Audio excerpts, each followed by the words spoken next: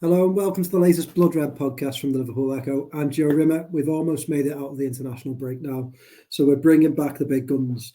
Paul Gorst and Theo Squires are here to talk legends of all shapes and sizes, in some cases quite literally, as well as a few future recruits. So Paul, he's back. You've not been on any warm weather training, have you? You just had a well-deserved bit of rest and relaxation this week? Yeah, no warm weather training. I haven't been on a podcast actually since Madrid.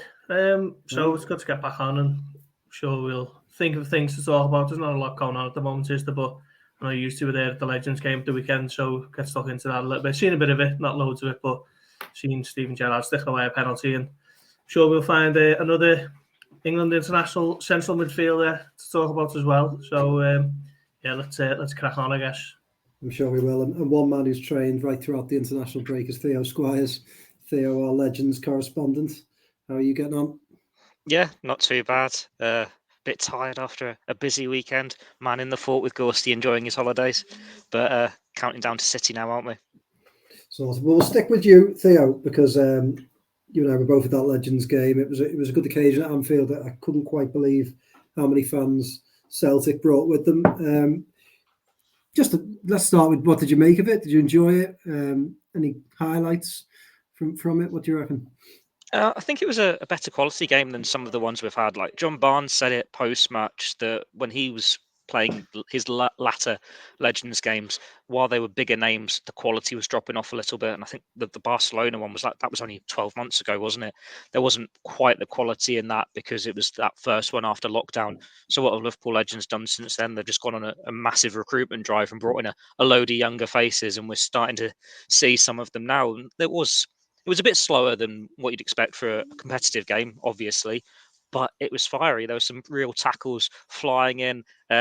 Celtic fans especially made it a good atmosphere, and there were some bits of quality too. Like some of those players, like we say at every Legends game, they could still play a bit, couldn't they? Like Ragnar Klavan, he was obviously the standout. We've got an exclusive chat with him coming out on the Echo tomorrow, but he last played professionally, I think, 4 or 5 months ago. He very much looks like he could still play. I'd love to see his heat map from this game because he started at like centre back, didn't he? But then he ended up being a bit box to box, roaming left winger. He was all over the place. And then second half, Djibril Cisse, like every so often he comes out with these quotes, doesn't he? Oh, I want to come out of retirement. Please, one Liga club, come and sign me so I can get 100 Liga goals. He's still got a bit in him as well. He's like certainly in shape. He's quick as ever. He played a few good passes, a few good crosses, set up Gonzalez's goal. It's just good to see some of these players back. Then at the other end of the scale, we've got Charlie Adam, which I'm sure you might want to take your take on as well. He doesn't look like a player who retired only a few months ago. Let me say that. Yeah, he certainly looks like he's been on TalkSport a bit too much, and didn't exactly look his best. Mark Gonzalez is a player you mentioned there, who I think, I remember when I was younger, Liverpool had to wait nearly a year or maybe even 2 years to sign him for work permit reasons, and being really excited about him, about Liverpool getting that one over the line, and then I think he scored in his debut in the Champions League qualifier against Maccabi Haifa. From what I can remember, I remember thinking at the time, they've got a real player here. He's going to take the Premier League by storm. That obviously didn't happen, but he's now finally fulfilling that potential. In his mid to late 30s, playing for the Legends team, because he looks like a tidy player. Gorsty, you said you didn't catch much of it, but Gerrard came in for some stick. Did you catch any of that? Yeah, I've seen that. I mean, shouldn't really be surprised, should we, with his Rangers connections? But you're right about Celtic fans. They come down in great numbers, didn't he? Packed out the Anfield Road end and give Gerrard all kinds of stick, and par for the course, isn't it, when the Rangers and Celtic are kind of involved in the mix. So good to see him stick that penalty away and kind of give a little bit of it back. I'm sure he enjoyed that, but I'm sure the Celtic fans just enjoyed giving him stick as well. It was a little bit of a pantomime element to it, wasn't it, which you don't really get with the Legends games. They're normally very family-friendly afternoons, and that's what they're all about. But this was a little bit different, as Theo says, given that kind of connection. There wasn't necessarily one where it's full of names who you remember growing up and you used to idolise and whatever. It was more just who could we cobble together who hasn't actually been retired that long. But yeah, it was good to see Klavan back as well. He's obviously a bit of a cult hero, isn't he, for what he did for Liverpool during his 2 or 3 years or whatever it was. But yeah, I like these Legends games. It always gives you a chance just to see one or two kind of blasts from the past. And like you were saying it on Saturday, about Gonzalez. He looks like he could still play. There's one or two that look like that. Yeah, he's a bit of a strange Liverpool career, didn't he? Because it seemed like they were waiting ages for him to show up, and then when he finally did, there were loads expected of him, and never really happened for him. But good to see he's on the Legends circuit now. And I suppose it's just going to be a case of continuing on these games. I think the one last year raised £1 million, and for the LFC Foundation, probably maybe a little bit less, given that it was Celtic and not Barcelona for this one. But all going to a good cause, and a great day out for everyone who went, I'm sure.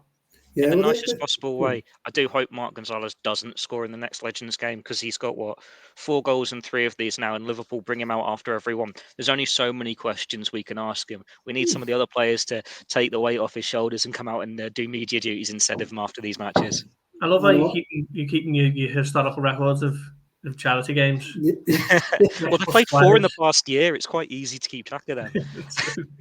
but they're great occasions, aren't they? And I think, it feels a bit strange to start a podcast talking all about the Legends game. But, when I was growing up, it would be Masters football, and, you could go and watch the Masters. But this just feels a little bit more fun. There was a bit more needle to this one, wasn't there, Theo, than recent ones. Celtic bringing so many supporters. Obviously, probably wasn't great that they threw a few things at Steven Gerrard. But in general, I think the day was very nice. There was a lot of Celtic supporters sitting in. I was in the centenary stand. There was a lot of Celtic supporters around us there. People mixed in, and it just felt like a good occasion, didn't it? And a more competitive game than perhaps what we're used to. Yeah, it did. I think there must have been Celtic fans in every stand, because there was some in the Kop that the Gerrard was giving stick to before he was taking a corner. There were certainly some in front of us in the press box in the main stand. So that's all 4 corners ticks. I know the day before the game, didn't they say they were sending 4,000 fans? Well, in the post-match, they were saying 5,000.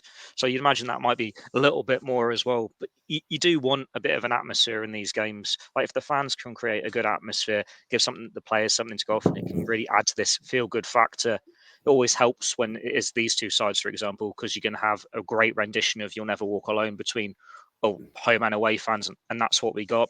And weather was good for it. Some great players out playing football, and then the ones who aren't so great but can still run a bit. There were a few players who went off injured early on, weren't there? But for the majority, they kept going until the end. I think tackles as well in there. I mean, Garcia, have you seen Garcia with Petrov? It's just reigniting old rivalries, isn't it? Like, there was a sign of it in the last Legends game against United, because United brought in Roy Keane, didn't they? And that was because they thought, we need something to add a bit more spice to it. But he was obviously a late call up, and you got a few boos. This one was a bit different, when Celtic fans, they can boo Steven Gerrard, they can boo Charlie Adam, Gary McAllister, Gregory Vignal, and Liverpool fans were just trying their hardest to drown them out and make sure Gerrard felt the love. But yeah, when you got Celtic fans making themselves heard to that extent, it made it a little bit more special compared to some charity games that we've seen in the past. Yeah, just one final note: the Legends game. I took my lad for the first time. He's 4, so it was the first time I've ever taken him to football. And I think if anyone's listening who does have kids, I think it's a great chance to take your children to the match for the first time. I mean, I'm always a bit wary. He's very young. He's not going to sit through 90 minutes. But we got some tickets right near the exit, so I could get up and down with him.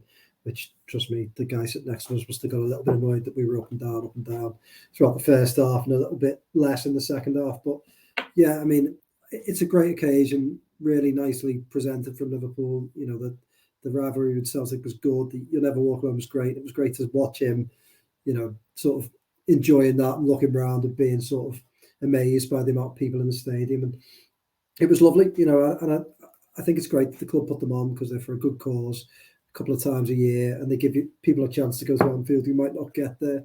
So really nice. We did miss the first goal because he was down in the toilet trying to have a number 2. There you go. So so we missed the penalty, but we saw Marc Gonzalez score, and he was pretty happy with that. So it was a successful afternoon all round. But we'll move on from Legends now, and we'll talk about some players who could become legends, 1 or 2 of them. Talk about some of the players who set to depart Anfield. Gorsty, we haven't heard from you for a little while, so you can take it away. But for me now, and I know you've got a big piece planned on him, is obviously leaving. Oxlade-Chamberlain, Keita, Adrian and Milner are also out of contract, with two of them almost certain to leave and the other two possibly. So is there any of them that you potentially keep? And if you would, why? And then the others, just sort of give us an assessment of their time at Anfield, some highs, some lows, and what to expect this summer. No, I don't think I'd keep any of them, to be honest. Really? Yeah, I mean, I think Liverpool have kind of passed by certainly Oxlade-Chamberlain. There'll always be that question, won't there, if he hadn't got injured against Roma in 2018, what might become of him as a Liverpool player, because he was absolutely flying, probably in the best form of his career at the time when he got that injury, thriving as a kind of central attacking midfielder once Coutinho had left. But he got that injury, hasn't really been the same player since, has he? And he's still contributed at times, obviously played a big role in the run to the Carabao Cup final last season and to maybe a little bit of a lesser extent the FA Cup final. But I think now it's the right time for him to maybe move on, maybe somewhere a little bit further down the pecking order where he can be playing more regularly. And Keita as well, I think he might go down as the big kind of what if of certainly of the Jurgen Klopp era. But it's just a shame that it hasn't quite worked out for Naby Keita, has it? He's still got his supporters, and I guess he always will, but he hasn't quite been the player that Liverpool thought they were getting all those years ago. And most of it probably not his fault. Maybe some of it is a little bit, but I think now it probably seems like the right time for him to move on. And Liverpool looking at kind of refreshing that midfield area. Getting rid of those two means that they're going to have to do something, even if everyone else was fit and firing and in the form of their lives, they still have to do something. So it's going to be really interesting, I think, this summer in terms of what Liverpool can do, what they're able to do. Because at the moment, everything's all up in the air, isn't it? We know that they're not certain of qualifying for the Champions League, which hasn't really been the case for the last 4 years. So that's a little bit of an added bit of pressure for the recruitment team. If they don't get in the Champions League, what kind of budgets are they going to have? What kind of, how attractive do they look for potential players coming in? So a lot of spinning plates at the moment, but, looking at players who are out of contract, I think Klopp's spoken before about James Milner, but other than that, I can't really see anyone staying on beyond the season now. And Keita would be the kind of the real lamentable one, I guess. Let's just talk through them, Theo. We'll start with Oxlade-Chamberlain because, as Gorsty mentioned there, the injury against Roma felt like, you can't call it the turning point because it was so early on in his career, but it felt like something that really stopped his progress at Liverpool in its tracks. He was starting to have a good place in the team there, wasn't he? In that middle three. Gave Liverpool's midfield an element that they didn't seem to have. Was finding his range as well, scoring wise. How do you assess his time at Anfield? Is it a case of wasted talent, or is he a type of player who served his purpose? Liverpool should be quite happy with what they got from him, that sort of thing. It's a mixture of the two, isn't it, really? Like, when they signed him, 35 million, 40 million with add-ons, it seemed a bit steep for a player who was going to be out of contract in a year's time. But he was still a young player who ticked a lot of boxes, homegrown, versatile, and it's perhaps overlooked a little bit that he was another one like Fabinho or Robertson, who took a little while to get used to what Klopp wanted from his players. But then once he got going, we saw a real player in midfield. Just like you think, was it the City 4-3, that January game? That was like the first, he's burst into life here. And then Liverpool got a really good 3 or 4 months out of him before he had that injury. And then it just seemed, once he got back a year later, whenever he was about to hit a run of form, he'd get another injury or something. Like there was a hamstring injury in pre-season last year. I think there was one, would there have been just after the title winning year, but he still always seems to pop up with goals or assists. Like, for a player who hasn't played that much last couple of years, he scored against Brentford, didn't he, in January? He scored a few last January when Salah and Mane were at the Cup of Nations. I think there's this one video he did with the club where he pointed out he was actually like the 3rd, 4th leading goal scorer in the title winning year. He was like close to double figures or something. I always remember the outside of the foot one against Genk. He's always popped up with goals, and he just seems like a really likable player. Like, likable players who are good for the team morale and the senior heads, they don't always have to be the first choice players. Like we've seen the likes of Lucas Leiva or Daniel Sturridge who have been important doing that side of things. And I think Oxlade-Chamberlain's the same. He has been unfortunate with injury, and then as Liverpool go and challenge for a quadruple last year, they sort of outgrew him the same way they perhaps had with Adam Lallana when he was having his injury problems a couple of years earlier. But then Oxlade-Chamberlain, he's still the right side of 30, more or less. So it's a good time for him to go and prove he can still do it elsewhere. Like you look at some of the teams he's been linked with, it's as high as like Newcastle United, like Villa are in there. A few other mid-table sides in Premier League or pushing for European places. He could get a good move, and if he stays clear of injury, he's not going to be a player you regret leaving. But maybe he'll do something similar to what Adam Lallana's doing now at Brighton. We go, yeah, give him a warm reception when he comes back. Great to see you playing football and enjoying it again and showing how important and how good you are. But Liverpool just outgrew you slightly, and after all those years with injuries and squad status, go and be a starter somewhere else. Do Liverpool need more of those types of players, Gorsty? I mean, as Theo's just mentioned, he obviously was a fairly regular goal scorer in terms of a backup player. Tick the box in terms of him being homegrown, which I'm sure delights you, Theo. And he seems to serve his purposes around the fringes of the squad. Is that something Liverpool have struggled with a little bit this year? I think so, but I think that's probably just been because of the volume of injuries that they've got. When you haven't got, say, for example, Thiago's going off injured against Fulham in the first week of the season, first game of the season, and then it's just a bit of a knock-on effect from that, really, isn't it? So it's a difficult one because with regards to Alex Oxlade-Chamberlain specifically, like Theo says, he's come in and he's done exactly what's been needed of him in terms of, I mentioned the cup runs there last season. That is exactly what Alex Oxlade-Chamberlain is in that Liverpool squad for, to alleviate the amount of minutes in the legs of the more established players, if you like. And he did come in and certainly did the job when Salah and Mane were in the Africa Cup of Nations. I think he scored against Palace, didn't he? He scored against Brentford at home, was it? He did a really decent job, to be fair, but he's not someone who, when you put them in there when other players are fit, and it's a bit of a head scratcher, and you think, well, he's probably only going to be reserved for, cup games and injury crises. So, in terms of him being a squad player, he's perfectly fine for me. But I think now, like Theo says, he's edging towards 30. His contract's up. He's probably looking at it from a personal point of view, thinking he wants to be playing. There were some quotes from him quite recently where he said he wants his little boy to be able to see him playing, in the Premier League. So I think he's maybe coming up towards one as little boy. So, if he's still playing in the Premier League and he's 34, 35, then that'll be, the kind of box ticked on that score. So I think maybe from a selfish point of view, he's thinking he can go and be playing regularly a little bit further down the pecking order. And I'm sure there are going to be teams who are queuing up for him, really, given his experience and his ability. If they can keep him fit and he's playing, as I say, a little bit further down the league, then someone's going to get themselves a very good player. But like Theo says, I think maybe Liverpool have sort of outgrown the likes of Oxlade-Chamberlain. But, there's no getting away from it, is that Liverpool are going to have to do something quite significant this summer, certainly in the midfield area. And it's going to be fascinating, really, to see how they approach it. Yeah, it certainly is. Well, sticking with you, Gorsty, let's move on to Naby Keita then. You mentioned briefly before, look, he gets, let's just say he gets people a bit riled up, Naby Keita, so I want to pick my words carefully, but I think, is it fair to say that he is the biggest disappointment in recent Liverpool history? I mean, and I don't mean that in the sense that he's been awful, because I don't think that's true. But certainly the injury problems have stunted his progress.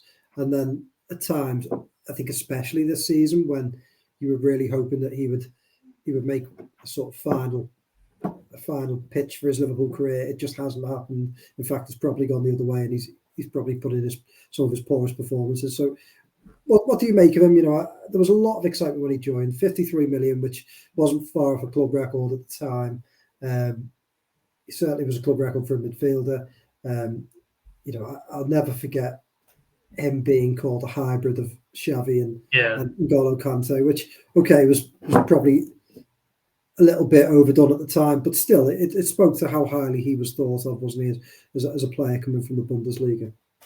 Yeah, well, if Liverpool would have got Naby Keita when they initially wanted him, he would have been a club record signing, wouldn't he? It was only the fact that they couldn't get him until 2018. The Van Dijk came in for a bit more, and then Alisson was a little bit more as well. So, he was still third on that list until Nunes, is that right? Until this summer. So, yeah, I think when you do weigh it up like that, I think you have to put it down as a transfer that hasn't worked. We'll walk away from Liverpool this summer saying, well, look, we won everything while I was there, and fair play to him. That is absolutely true. Just whether he was a driving force of the teams that won those titles in the same way Van Dijk was, or an Alisson, or even Fabinho, who obviously came in around the same time as him, I'd argue not.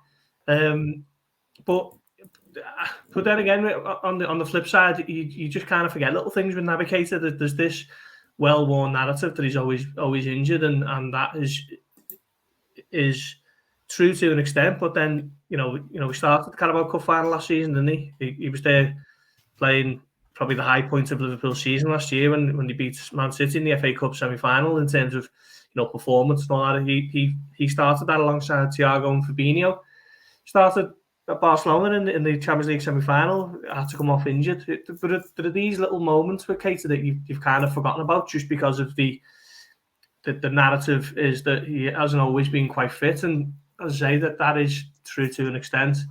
I suppose the biggest, the saddest thing of it all for me now is the current injury he's got. We don't even know what it is. We've just been told it's a knock. And you see Keita's not in the squad, and you find out it's a knock, and there's a bit of a collective shrug. It's kind of, well, that's just Naby Keita with another injury. Let's move on. Let's not worry about it. He's into the final few weeks of his contract. And I remember writing the piece in December when I was in Dubai. He would just come back into training. It looked like he was going to get back into the team and really, put forward a bit of a marker for the final few months of his career. If he wanted to stay as a Liverpool player, now is the time to show it and prove it and show that you deserve to have your new contract. And he's just going with a whimper, isn't he? And that's for all the kind of big money signings that Liverpool have made. You have to say that the fact that he's kind of bowing out in the manner that he is you have to put it down as I don't want to sound too harsh, but it's probably the one that hasn't worked, as if for all the kind of praise that we've given Liverpool over transfers over the last 5 years. Yeah, I mean, it's more so the perhaps unrealistic expectation placed on him, isn't it, Theo? Do you know who he reminds me of? And not in playing style, but perhaps in the way his Liverpool career has panned out. A little bit of Harry Kewell, in the sense that Harry Kewell scored some quite big goals that are quite easy to forget.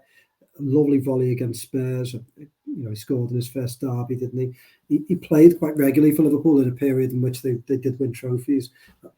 Obviously people remember him going off injured in a couple of finals, but in general, he did play his part. But there was always this feeling, wasn't there, that Harry Kewell should and could have achieved more at Liverpool. Do you think that's fair to say about Naby Keita? I thought you were going to compare him to Mark Gonzalez there and properly link up to the legend status. Yeah, I think it's fair. Like, there are so many sliding doors moments with Naby Keita where it's just not gone his way. Like, as Gorsty mentions, he comes off injured in that 3-0 defeat in Camp Nou to Barcelona, and he's out for the rest of the season. He was due to start the European Super Cup final, gets injured the day before in the training session. I think he puts in one of his performances of his Liverpool career at Old Trafford in the 5-0 victory, but he still ends up limping off. Liverpool have all these injuries stacking up at the start of this season. You think, right, go to Old Trafford, go and make it your own, go and show you what you can do. And was that the one where he's picked up the big injury that they didn't really divulge at the time? There's so many moments like this littered throughout his Liverpool career. And it's one where, if you want to call highlight of his Liverpool career, the goal that we will remember Naby Keita for, it's one that none of us were there to see apart from Gorsty. And it was one where the league was already wrapped up. It's that screamer he scored against Chelsea on the day or the night they lifted the Premier League title. And it's like, that is the biggest moment in Liverpool's Premier League history. But there's still that little caveat to it that, well, there's no fans. They'd already won it weeks in advance. It's not quite as important as it should be, or as decisive as it should be, I should say. I think Keita was always not destined to fail, but he was set up for a fall. He was hyped up so much because they'd agreed it a year before, because Klopp had talked him up so much. Like, Liverpool fans had a year watching Bundesliga highlights, watching these YouTube reels, all this talk about he's hybrid of Kante, Xavi, and think we're going to get this world-class sensational player. Then he goes and gets Gerrard's number 8 shirt, and he has a really good pre-season. I think he had a really good debut against West Ham, and then he was great in his debut. I remember his debut. Yeah. But like after all that hype, you think, well, what if some of these other Liverpool signings had that situation instead, and he'd come in under the radar? So I always say, like Gini Wijnaldum, Liverpool signed him from Newcastle United, and he's had a reasonable season as with Newcastle. He scored, I think, double figures for them, but it was still a shrug of the shoulders. You sign in a £25 million midfielder who you expected to be a squad player from a relegated side. If Liverpool had got him from, I don't know, a Dutch side or a German side, and he'd had a few years of scoring goal after goal, and you've seen all these YouTube reels, and he looks sensational, and then you sign him to wait a year from him, he gets hyped up to this incredible amount instead of just a shrug of the shoulders because you've seen him up close in the Premier League. Whereas Keita, you thought you were getting a superstar. It was a narrative he was never going to be able to fulfill, even without the injuries. Like, let's be honest, you're bigging him up to be this player. It can be Xavi, Kante, Gerrard. You're expecting him to be one of the greatest midfielders in Premier League history. The injuries happen. Maybe he's not quite physical enough for the Premier League, or something not quite right that's working there behind the scenes. Like, the injuries just keep coming. And you think of Daniel Sturridge, the mentality with the injuries, you're scared of getting another one. There have been times when you turn to Keita, you want him to step up and make that difference, and he's let you down. Like the Real Madrid away game in the pandemic year is always going to be the big one. I don't think he played again after being subbed off just before halftime that season. And it was almost a surprise when he went and had the season of his career last year. Liverpool spent a considerable amount of money on him, expecting him to be this first choice star. If he'd come in and you'd expected him to be a squad player like Oxlade-Chamberlain or Keita, then he's exceeded expectations. He's won everything. Instead, he's just fallen that little bit short of what you wanted.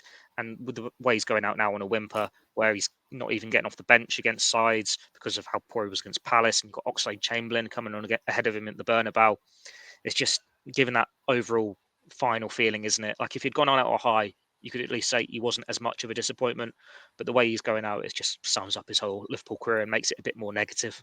It's a shame, isn't it? I mean, is it a bit of a cautionary tale in the sense that Theo's there sitting there saying there's a lot of hype coming from the Bundesliga, Gerrard's number, comparisons with big players, social media frenzy for his signing, a sort of long wait for his signing. Does that remind you of anything that's going on at the moment? Yeah, there are plenty of similarities, to be fair, isn't it? When you sum it up like that, I've never thought of it like that.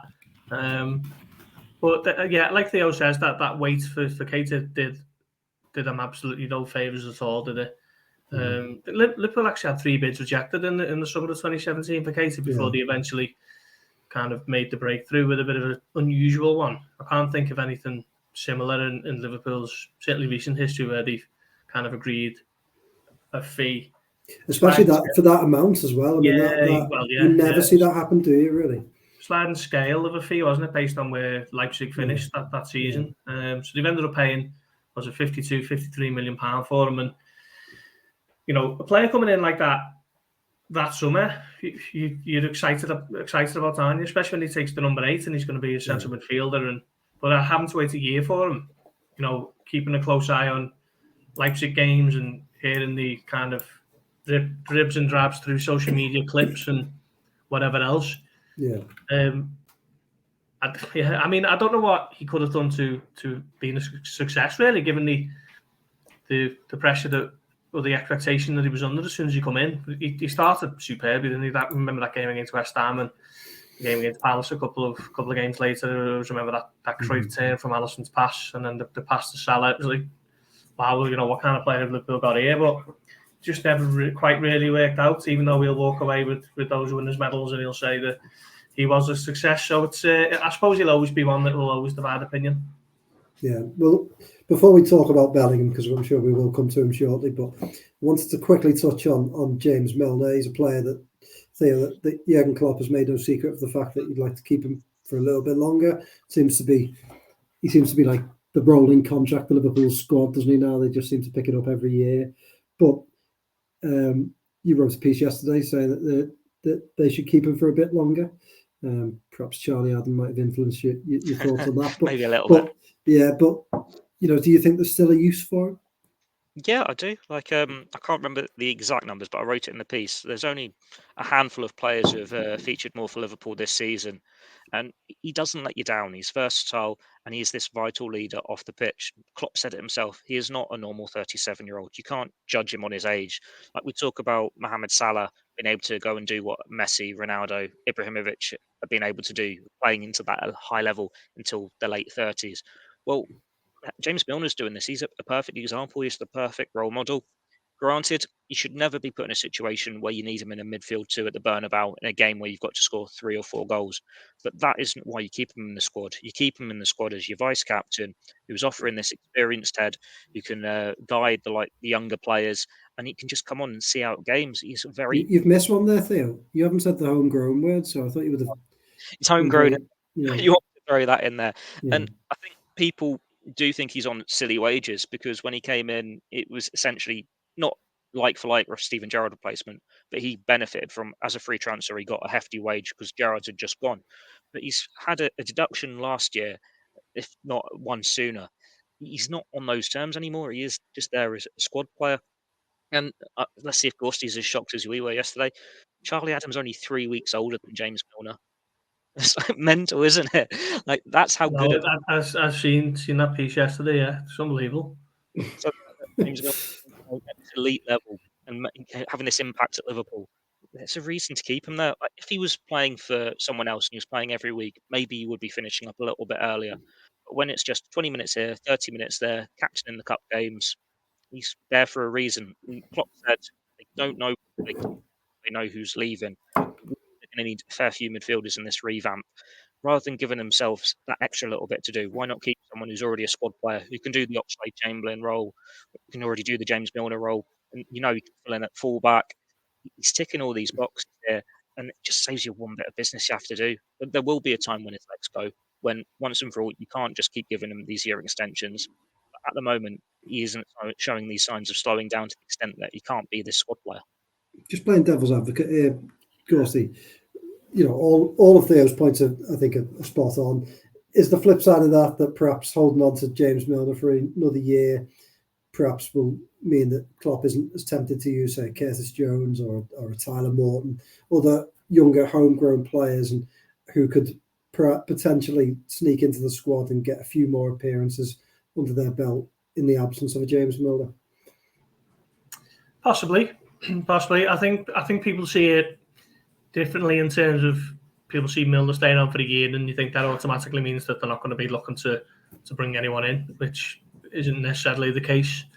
But I totally agree with Theo in terms of Milner being a very dependable squad player for the cup games and for 20 minutes here or there, or for maybe filling in at right back when he has to. But when you're seeing him starting in the Bernabeu, in the Champions League, and and Liverpool need 3 goals, it's not an indictment on Milner. It's more of a it just sums up the lack of forward thinking that was in the recruitment department, I guess, last summer. But yeah, I mean, it is a good point. What's Milner now? 37, 38 in January. He did take a reduced salary when he signed that new contract last season. Not too sure of the specifics of that, but I think he might have been certainly in the 120 bracket when he signed in 2015. I guess it'd be well under 100 when he took that reduction. So I mean that helps Liverpool because the wage budget is very much stretched to the outer limits, isn't it? That's partly one of the reasons why I think they're not quite as prolific in the transfer markets, I think, because of the wage budget as opposed to the amount of money they've got available for transfer fees. But yeah, I suppose there is a school of thought that says that if you've got Milner for another year, then you're not bringing through the likes of a Tyler Morton or certainly a Curtis Jones, who we're giving a bit of a reminder of his talent, weren't we, with England under 21s. We haven't seen him at all this season, really. So yeah, I mean that's another interesting point. I'd not really thought of it like that. I tend to think when you're talking about keeping James Milner on for another year, it's because, or it kind of negates the need to bring players in, which I don't necessarily agree with. Yeah, I suppose the one thing you could say is that standards on the training ground, it's not going to hurt a young lad like Tyler Morton to see James Milner and what he's doing on the training ground. And he knows all about how Klopp wants to play his football and tactics, that sort of thing. I'm sure he can have an influence there. All right, well, we can't avoid the topic of Bellingham for this long, so we've got 10 minutes to go. Let's dig in. I mean, Theo, we'll start with you. Have you ever seen Liverpool so openly flirt with a player in history, since like more than they do with Jude Bellingham? I mean, you've got sort of every English player in the squad being constantly pictured with him, interacting with him on social media, seemingly like closest to him in the England camp. And then you have a legend like Gerrard, who we know full well Bellingham idolises, sort of almost there flirting with him on the touchline after the game. I mean, it does feel like a case of Liverpool really feeling like they're confident that they're one of the names that stands a real big chance of signing them, isn't it? Yeah, it's just so public, isn't it? Like, we've had Liverpool players before when it's been a drawn-out saga, and you don't really believe it. Like, say, Mbappe, or even the odd Dutch player, just because, Gini Wijnaldum's mates with him, Virgil van Dijk's mates with him, and then those players get asked and they talk it up. But it's not been anywhere near this extent where you've got club legends of the same nationality flirting with him so much, or you've got players who are in the camp talking to him and obviously going out socialising with him and that. Like, any club can say, "Oh, we're doing the same thing." Like, we've seen Jack Grealish doing the same sort of things on Instagram, get him to come to City. But it just feels a little bit more with Liverpool, like it did during the World Cup. Like, I'm sure after the World Cup finished, all of us were feeling confident. Oh, like, surely this is the worst kept secret in football. Liverpool are signing Jude Bellingham, but 3 months on now, we don't really know what to think. Liverpool finances might not be there if they don't get the Champions League football. We saw David Ornstein's piece of The Athletic the other week. But they're doing the hard work, aren't they? They're grinding it out. They're doing their best to try and persuade him that Liverpool is the place for him. And surely there are conversations happening in place. Like, you can't tell me Bellingham's done his little interview on Channel 4 with Steven Gerrard. The cameras go off. Gerrard's not going to him. So, you come in, you come in. And having these little comments to him there, or he's like talking to Henderson or Trent. Like, we know Henderson played this role in Virgil van Dijk's transfer behind the scenes because they shared an agent. So Van Dijk was like texting him, and they were asking what's the club like, and getting this real lowdown on what it is like. These players will be doing all they can to persuade Jude Bellingham that Liverpool is the place to be. It's just because it's been going on for so long now, and we have reports coming out almost daily saying different things, saying it's Man City leading it one week, it's Real Madrid the next, then Liverpool. You just don't know where the saga is going to go, and it has been 18 months now, pretty much, hasn't it, of just Jude Bellingham, Jude Bellingham, Jude Bellingham.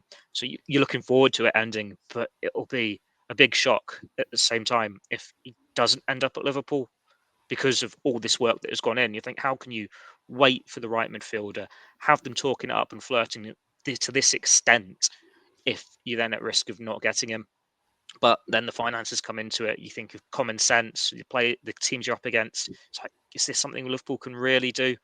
I suppose we're going to have at least another 2 months of it, if not 3. Because, but what you will say about Bellingham, it's a credit to him. Like we were saying, watching yesterday, the interview, you wouldn't think he's 19. Like, he's so level-headed, and you think it'd be so easy for a player older than him to have got caught up in all this talk about his future and to just be distracted. The form to drop off. We've seen how it distracted Jadon Sancho, didn't it, in his last season at Dortmund, and he's not quite at the same levels with Manchester United. But Bellingham just goes from strength to strength. It shows he is this elite talent who will be one of the best players in his position if he keeps on building. You just got to hope that it has a happy conclusion for Liverpool come the summer.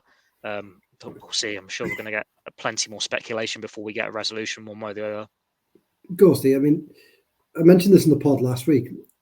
Let's face it, Liverpool could shut this all down if they wanted to. That we don't know whether they'll get Champions League football, but they must have some sort of confidence that they will be.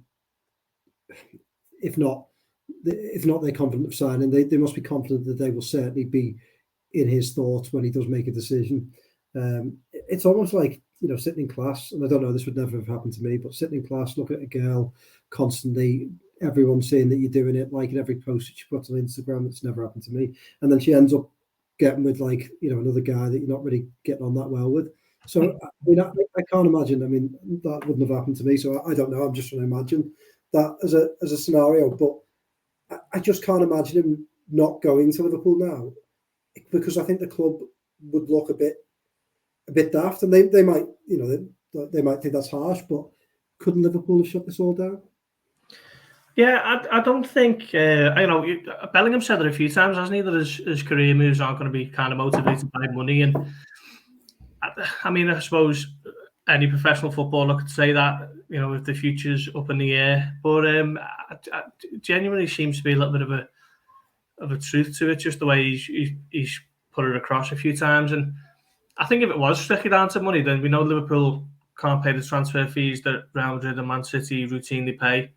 And, if they were to give him the wages that City and Real Madrid pay, he'd be up there with Salah as one of the highest earners that have ever been at the club. And, that's not the way Liverpool operates. So they must be at least quietly confident that they can sell the project in different ways to Bellingham. I don't necessarily think he's going to be coming in and he's going to be, an immediate high earner in the Van Dijk bracket, shall we say, or an Alisson. I think Liverpool have a very carefully cultivated wage structure, and he'll come in on a certain amount, and it'll be, players like Diogo Jota, for example, probably the perfect example. He's proven that if you can show that you're a star at this club, then you will be rewarded with improved terms and new contracts and all that. So I don't think Liverpool are concerned that this is just going to come down to money. I think they think that if they lose out on Jude Bellingham, it'll be because he feels the next 5 to 6 or 7 years are best served for his career at Real Madrid or at the Etihad.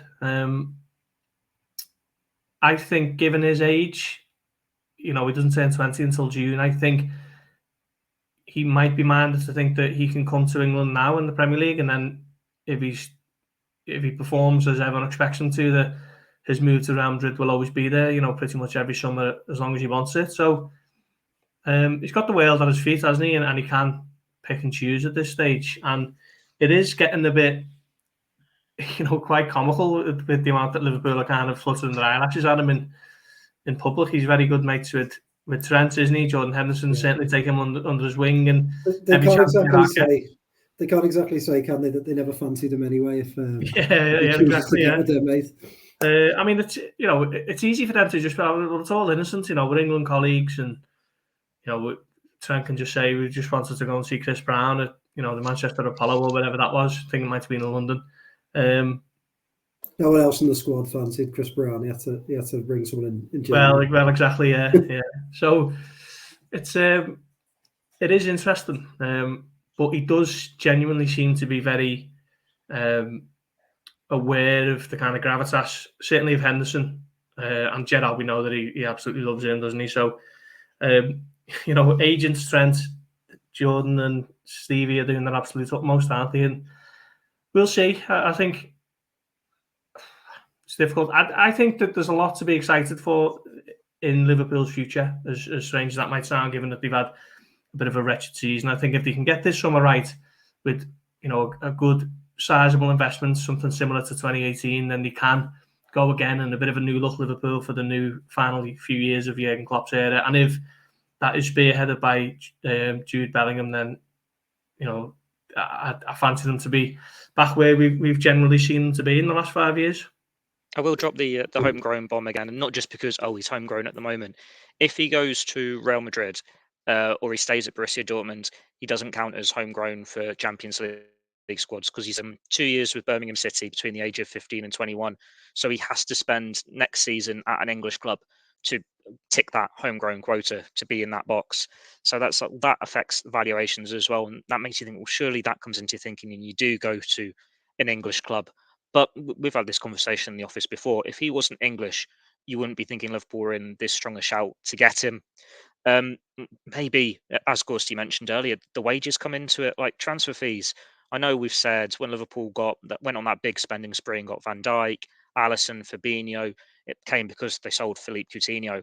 But that 142 million, there was still a hefty figure on top of that when you're signing all those players, and Naby Keita as well.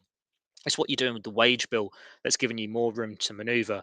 So when you see Firmino moving on, maybe Oxlade-Chamberlain, Keita, maybe there is that bit more wiggle room to be able to go and get a Jude Bellingham. Like, they still managed to find the big funds to go and get the Darwin Núñez deal done last year. They would have had 75, 80 million, whatever it was, to get Tchouameni in if he had didn't have eyes only for Real Madrid. So there's something there for transfer fees that they can work with, and they haven't really been in that position where they've struggled with the transfer fees before. It's just when you talk about an Mbappe or a Sancho, they say we can't compete. Well, why can't they compete with those players? Because they're asking for 350, 400, 500, something ridiculous amounts each week. If you can work it with the wages, there's a chance with Bellingham.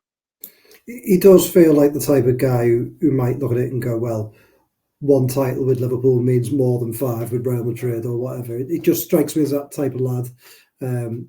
Just sorry, I'm distracted by Gorsty's dog forcing his way into the picture. He's often very forthright views on Jude. Yeah. Well, he's actually showing me his behind, so he's obviously that's what he thinks of Jude. No, he's turned around now. Anyway, sorry, that was a distraction. But yeah, I mean, he does strike me as the type of lad who will be happy for Liverpool to build the team around, and seems to appreciate what Gerrard did at Liverpool, which wasn't just title after title after title, was it? It was winning some big ones and becoming a legend for it. So, you know what, we'll leave it there, Gorsty. I totally agree with your view that there is plenty of positivity to be had around Liverpool, and if they get it right, they'll be back in a big way. So thank you for that, and let's leave it there. We'll be back on Friday to preview the game against Man City, and to get our teeth back into something real. None of this international break nonsense. See you then.